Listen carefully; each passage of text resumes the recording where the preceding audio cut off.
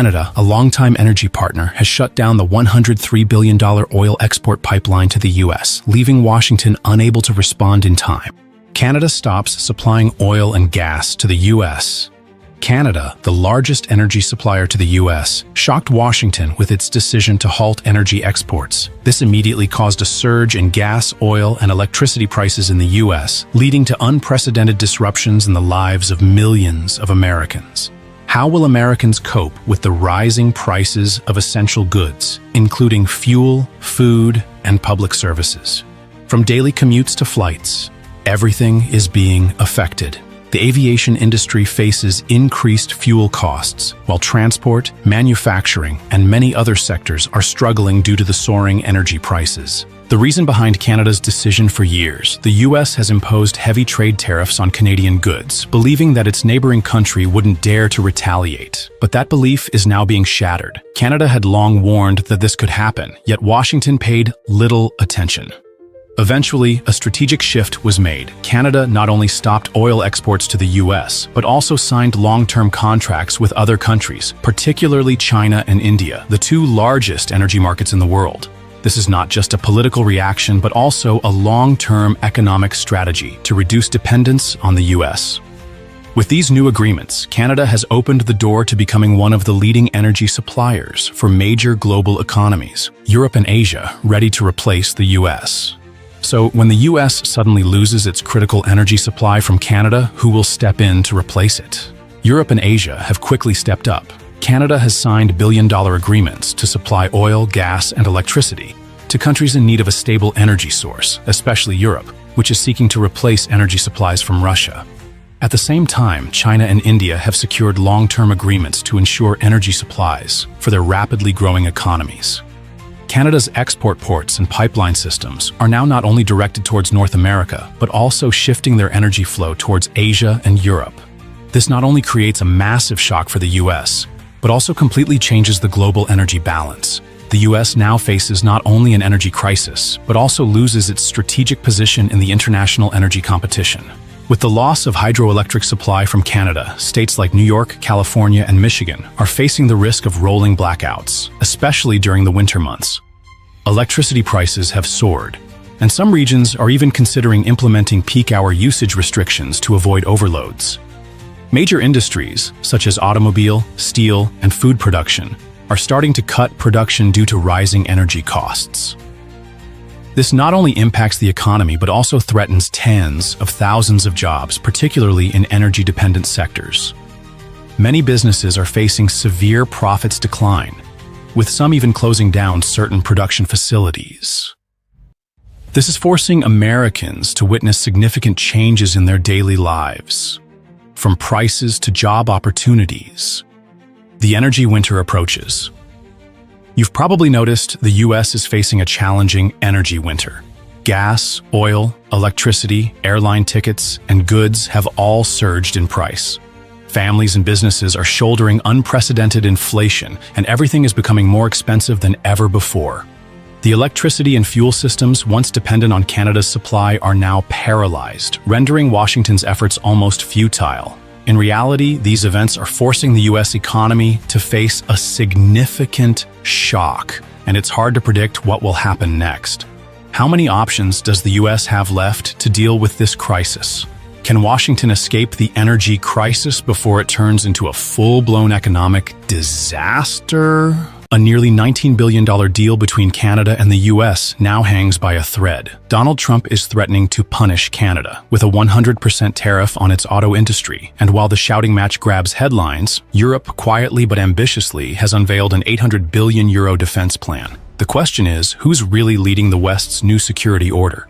The war of words between the U.S. and Canada has entered a new chapter, with Donald Trump directly threatening Canada's auto industry, one of the country's most vital economic pillars. Speaking on Fox News, Trump declared that if Canada doesn't take action to stop migrants crossing the northern border, the U.S. would impose a 100% tariff on Canadian cars. They're letting thousands pour into our country, Trump warned. If they don't stop it, there will be consequences. Moments later, Canadian Prime Minister Mark Carney issued a fierce response. In an official address, he stated, "No amount of economic pressure will make Canada abandon its sovereignty. If they succeed, they destroy our way of life." Carney also flatly rejected the idea of Canada becoming America's 51st state, an idea previously floated by Trump. He emphasized that Canada is an independent nation, not a pawn in anyone's strategy. The escalation in rhetoric has quickly led to a shift in action. Ottawa has announced a full review of its contract to purchase 88 F-35 fighter jets, even though the first 16 aircraft have already been ordered. Reevaluating this $19 billion deal marks a significant turning point in Canada's strategic thinking and its posture on military alignment. It's not just Canada. Portugal, another NATO member, has also announced the cancellation of its planned purchase of F-35 fighter jets from Lockheed Martin. The Portuguese defense minister explained, "We need to reassess because America's current foreign policy could destabilize its own allies." Two NATO countries pulling back from the F-35 program at the same time signals more than just skepticism about the aircraft itself. It reflects a growing loss of trust in U.S. strategic leadership within the Western alliance. For Canada, instead of relying further on the F-35, the government is now seriously considering the Swedish Saab Gripen E, and the reasons are clear. Lower cost, easier maintenance, and the ability to operate in Arctic conditions, thanks to its design that allows landings on improvised runways.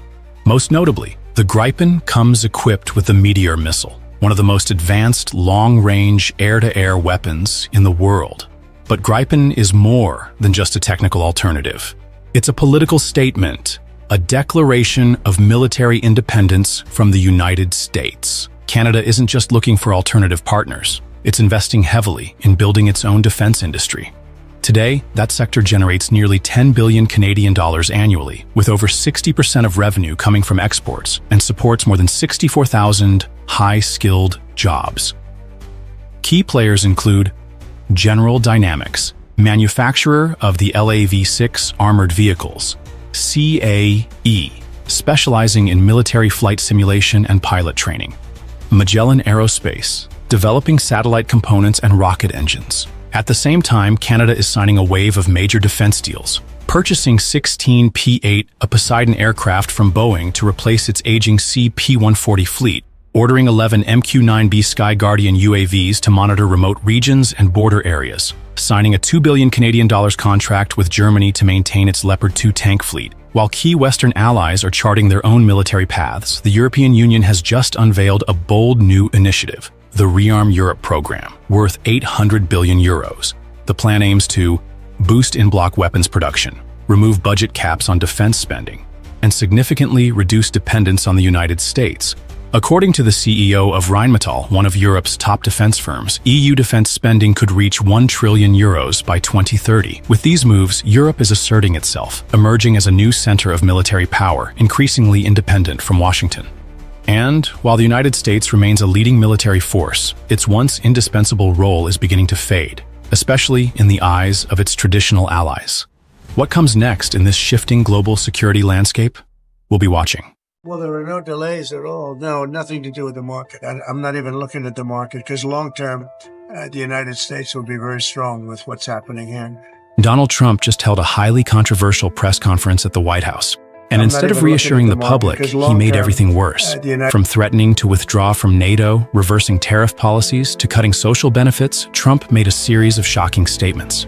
But is this a calculated political strategy or just a series of chaotic decisions? In a highly controversial statement, Trump questioned NATO's commitment to protecting the U.S. if attacked. Despite the fact that NATO invoked Article 5 after 9/11 to assist the U.S., he asked, "If the United States was in trouble and we called them, we said, we got a problem, France, we got a problem, a couple of others I won't mention. Do you think they're going to come and protect us? They're supposed to. I'm not so sure." Trump didn't stop there. He reiterated his firm stance that if a NATO country doesn't contribute enough to defense spending, the U.S. will not protect them. Well, I've said that to them. I said, if you're not going to pay, we're not going to defend. I said that 7 years ago. When asked if this was an official U.S. policy, Trump doubled down. Well, I think it's common sense, right? If they don't pay, I'm not going to defend them. No, I'm not going to defend them. I got into a lot of heat when I said that. You said, oh, he's violating NATO. These statements directly challenge NATO's core principle, where all members commit to collective defense. Is Trump genuinely considering withdrawing from NATO, or is this just a pressure tactic? Trump defended his economic policies, claiming that inflation is only temporary and that farmers will benefit from it. We have to do, there'll always be a little short-term interruption. I don't think it's going to be big, but the countries and companies that have been ripping us aren't particularly happy with what I'm doing. But the United States will be very happy. And you know, our farmers are going to be very happy. At the same time, Trump reversed his own tariff policy, temporarily lifting tariffs on some imports from Canada and Mexico for 1 month in an attempt to pressure them on immigration and fentanyl smuggling. I told them, that's it. This was a short-term deal. And they came back to me yesterday. They said, could we have some help on the tariffs because of the speed?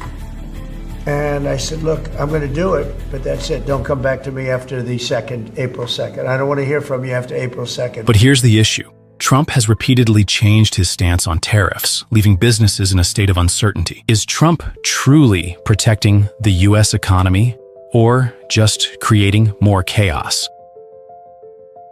One of the strangest moments in the press conference was when Trump signed a proclamation honoring Women's History Month and claimed his administration has done a lot for women. In honor of all the wonderful women in your administration, all the wonderful women in America, and in honor of everything you've done for women and this administration has done for women in just, what, a month and a half? So. Yeah, we've done a lot. But the reality is, this is the same man who has faced multiple accusations of sexual assault, the same man who bragged about groping women in a leaked tape. Trump then announced that Elon Musk would oversee mass layoffs in the federal government, affecting veterans, Social Security recipients, and infrastructure projects. Elon and the group are going to be watching them, and if they can cut, it's better. And if they don't cut, then Elon will do the cutting. This clearly signals massive job cuts, potentially affecting millions of Americans. Is Trump implementing necessary reforms or pushing the U.S. into a new crisis? The U.S. stock market is plummeting, with the Dow Jones dropping 850 points and the Nasdaq down 3.1%. Trump's tariff policies face heavy criticism. Even Fox News has turned against him. Could this be a sign that a recession is coming? On March 15th, as the stock market took a nosedive, Donald Trump appeared in an interview, proudly boasting about his latest purchase, a brand new Tesla. "I'll have it at the White House. I'll let my staff use it. I love driving, but I'm not allowed to." While Trump was excited about his car, the U.S. economy was facing serious instability. The Dow Jones dropped more than 850 points, marking one of the worst trading sessions of 2025. The S&P 500 fell by 2.3%, affecting millions of Americans' retirement accounts and investments. The 10-year U.S. Treasury bond yield rose to 4.9%, signaling growing recession fears. As billions of dollars vanished from the stock market, Trump remained focused on his personal luxury. Trump continued to defend his tariff policies, claiming they would bring jobs back to America. But the market reacted differently. The Nasdaq fell by 3.1%, with tech stocks taking a massive hit due to rising import costs. Major companies like Apple and Tesla saw their stock values drop by 5.6% and 4.8%, respectively, as concerns over supply chain costs escalated. Retail giant Walmart warned the tariffs would lead to price hikes, directly impacting American consumers. Even Fox News couldn't ignore the damage. One of its reporters bluntly stated, "These policies are throwing the market into chaos and putting the U.S. at risk of a recession." At a White House press conference, Trump's spokeswoman, Carolyn Leavitt, tried to defend the tariffs, claiming tariffs are not a tax increase. They are actually a tax cut for the American people. Immediately, a Fox News reporter fired back, "Have you ever paid a tariff?" Because they don't hit foreign countries. They hit American businesses and consumers. According to a report from the American Enterprise Institute, AEI, 98% of U.S. tariffs on China are actually paid by American businesses and consumers. Import prices have risen by 17% since Trump's latest tariffs were enacted. Core inflation in the U.S. has increased by 5.2% year over year, partly due to tariff-related costs. Unable to counter these facts, Levitt hesitated and responded awkwardly. "I think you're insulting my economic knowledge." Even Fox News, long known for its unwavering support of Trump, was no longer buying his administration's economic rhetoric. After the market's sharp decline, some Fox News commentators began publicly criticizing Trump's economic policies. Fox's senior correspondent, Peter Doocy, remarked, "Even Trump's closest allies disagree with his tariff strategy. We're witnessing a market shock caused by the instability of his administration." Meanwhile, data from the Federal Reserve, Fed, revealed the likelihood of a U.S. recession in 2025 has risen to 65%, fueled by trade policy uncertainty. Unemployment has climbed to 4.6%, with many small businesses starting to cut jobs. Consumer confidence has dropped to its lowest level in 18 months, as Americans worry about their financial future. Investors continued selling off stocks, fearing a deepening economic crisis. But when pressed on these concerns, Trump dismissed them vaguely. "We're in a transition period. It will take some time." His unclear response failed to calm the markets and did little to restore his credibility among voters in the financial sector. Fox News, once one of Trump's strongest media allies, could no longer defend him. Canada strikes back at U.S. tariffs, a heavy blow to the U.S. economy. U.S. Canada trade tensions are at an all-time high. The U.S. imposed record-high tariffs, and Canada struck back with force. But what's more concerning is that Canada holds a strategic card that could severely impact the U.S. economy. What is it? The importance of Canada's energy supply. If there's one sector where the U.S. heavily relies on Canada, it's energy. Few people realize that Canada is the largest supplier of crude oil to the U.S., with most of it coming from Alberta's oil sands. Refineries in the Midwest are specifically designed to process Canadian crude, not oil from Russia or the Middle East. Beyond oil, Canada is the second largest supplier of natural gas to the U.S. With an extensive pipeline network, Canada's energy exports have been the lifeline of American industries for decades. But what if Canada tightens its supply in response to U.S. tariffs? The economic consequences could be severe. Canada's two-phase retaliatory tariffs. Canada isn't just leveraging energy. It has a calculated tariff retaliation strategy. Phase 1, a 25% tariff on $30 billion worth of U.S. goods, mainly targeting essential consumer products like food, clothing, and household items. This directly affects everyday American life, increasing pressure on businesses and policymakers. Phase 2, an even harsher blow with $125 billion in U.S. goods facing tariffs. This time, Canada is striking core American industries, including automobiles, higher tariffs on cars, parts, and electric vehicles. Steel and aluminum, disrupting industrial supply chains. Agriculture, causing major losses in key U.S. farming states. These measures could destabilize entire sectors, while U.S. consumers brace for rising prices. Impact on the auto industry. One of the hardest-hit sectors, the automotive industry. For decades, the U.S. and Canada have operated an integrated supply chain where key auto components, EV batteries, sensors, frames, and engines are produced across both countries. Disrupting this flow means skyrocketing production costs for American automakers. Experts predict vehicle prices could rise by thousands of dollars, directly impacting U.S. consumers. EVs are particularly vulnerable, as essential materials like nickel, lithium, and cobalt, crucial for batteries, are sourced from Canada. Even more concerning, Canada has hinted at turning to new partners such as Europe, China, or South Korea for auto and EV trade.